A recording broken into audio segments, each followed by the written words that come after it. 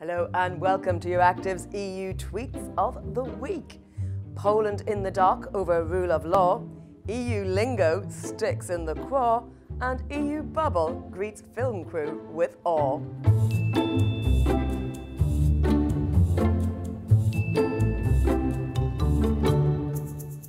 This episode is supported by the European Liberal Forum. More about their Liberal White Book 2030 later on.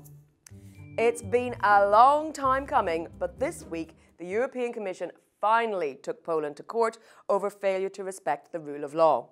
We are requesting financial penalties for non-respect of interim measures and asking for the full implementation of the judgment of 15th of July, explained Justice Commissioner Didier Reynders. Well, better late than never, I suppose.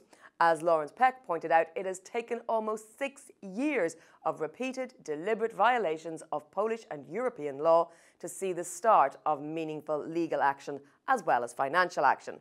Oh yes, it's not just the court that Poland is being slapped with. Jakub Jaruzelski reminded everyone that while this is happening, the Commission is also withholding COVID-19 recovery funds, a double whammy from the Berlaymont. The Commission seems to be finding its long-lost spine, snarked Daniel Kellerman.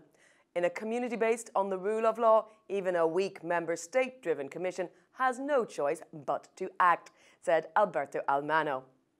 This episode is supported by the European Liberal Forum. This week, Executive Director Daniel Kadek highlighted their Liberal White Book 2030, which aims to help shape a more free and prosperous Europe. Join the launch event on September 23rd at liberalforum.eu. Here at EU Tweets of the Week, we love a bit of Euro jargon, but Commissioner Maroš Šefčovič's presser on Wednesday was pure magic. An intense medley of meaningless and pretentious technocratic babble, said Diego Velázquez. Adding strategical to every second word doesn't make good politics and policy, he said. Diego, it's forward-looking and multidisciplinary, not to mention structured, systematic and systemic, chided Bruno Waterfield. Nick Gutteridge thinks it is a thing of pure beauty. Whatever you're reading at the moment, put it away. Read this and then read it again, urged Christoph Schmidt. No chance. American EU dude thinks the logo is a little creepy, and he's not wrong. Well, I suppose it will get us all in the mood for the State of the EU address. Finally this week, they say politics is just showbiz for ugly people, but judging by the over-the-top excitement that greeted a film crew in the Schumann Quarter this week, that isn't quite true. If they had the blue and yellow barriers, it would be far more realistic Brussels road closure, said Ben Thom. Too sunny as well, added Jennifer Rankin. They should come back on a drizzly day in December.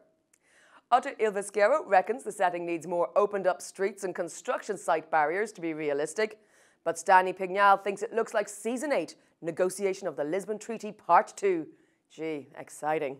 It was quite funny seeing the producers trying to keep the actual EU officials off the set and separate from the indistinguishable EU official extras, tweeted Naomi O'Leary. And that's it for another week. Join me again next Friday for more snarks, larks and some sparks in the Brussels Bubble Twitter sphere.